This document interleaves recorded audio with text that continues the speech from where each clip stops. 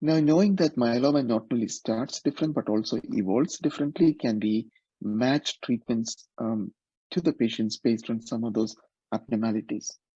So one of the approaches has been to look at the genetic abnormalities. And we already heard about this drug called venetoclax in the previous talk with acute leukemia. But it also seems to benefit some of the patients with myeloma, particularly about 15 to 20% of patients who have a translocation called translocation 1114. So this drug is currently in clinical trials. So in the future, we may be looking at a paradigm where we might actually do genetic testing on these myeloma cells in the patients, identifying what specific genetic abnormality they may have, and then giving them treatments that are targeted towards the genetic abnormality. And it may not be not just the genetic abnormality, there may be other characteristics that we might use as well.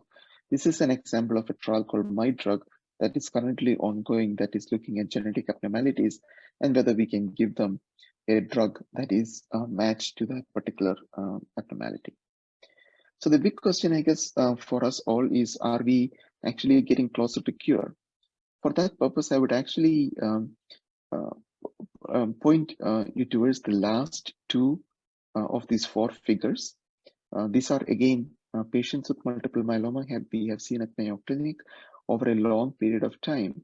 And especially when you look at the last two lines, what we see is that if you have patients who are over 65 who are not high risk, those patients actually already seem to be living almost as long as what one would anticipate for somebody who does not have multiple myeloma. This is something that we often refer to as functional cure, that older patients with less aggressive disease being able to actually um, live a normal lifespan and die of something other than multiple myeloma.